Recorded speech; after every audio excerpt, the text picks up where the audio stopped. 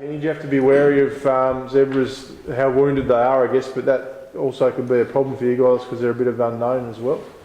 I think you're always aware of the zebras. They're a quality outfit, and they've been well coached, well drilled.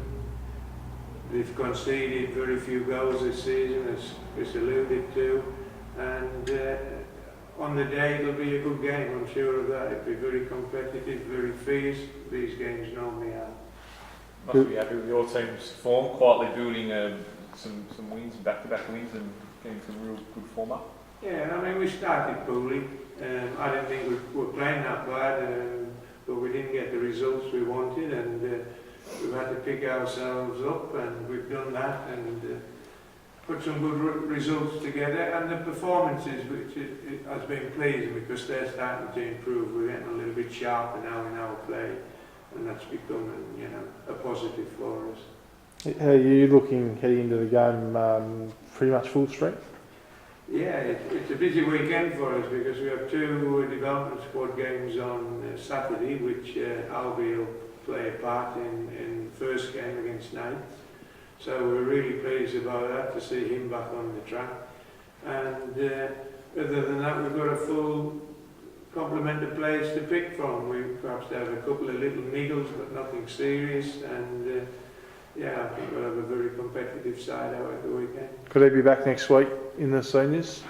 He could be against Devonport. We won't play him on the AstroTurf at this stage. His comebacks will be on grass. So if he gets an hour on Saturday, we'll give him another hour and a bit on the following weekend, and then take it game to game from there. But he's looking good.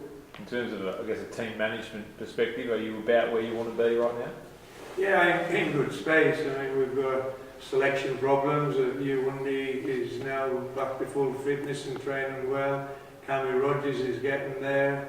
He's got good game time in. And then on top of that, we've got young Chris Downs, Harrison Thomas in midfield, all looking sharp in training. So some nice problems to have.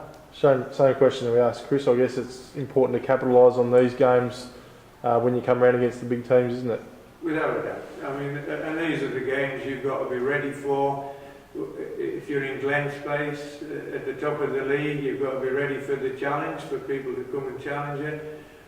As the underdog, as we are in the second spot, we've got to be prepared and well focused to win the next game and put pressure on the team at the top. And it's just about performing now.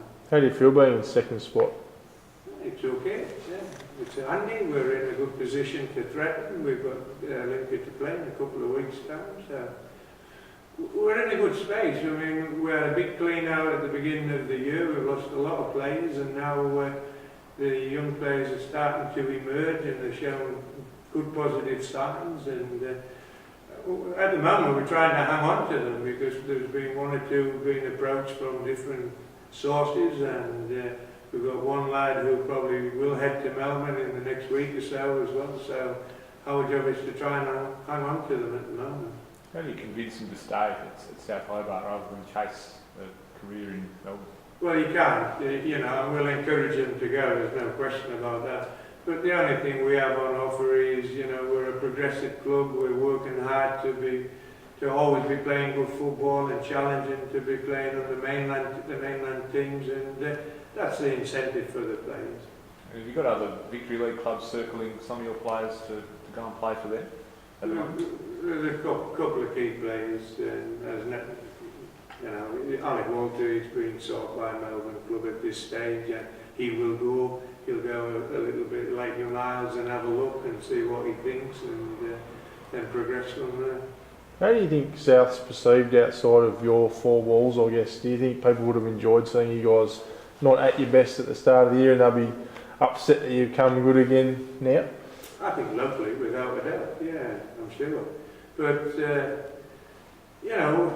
we've been in a good position for a few years now, and your time comes when you are going to be defeated, but at the same time, we're not going to lie down and die. We're going to stand up and fight, and hopefully along the way play some quality football, and once again try and get our players identified and move on from there.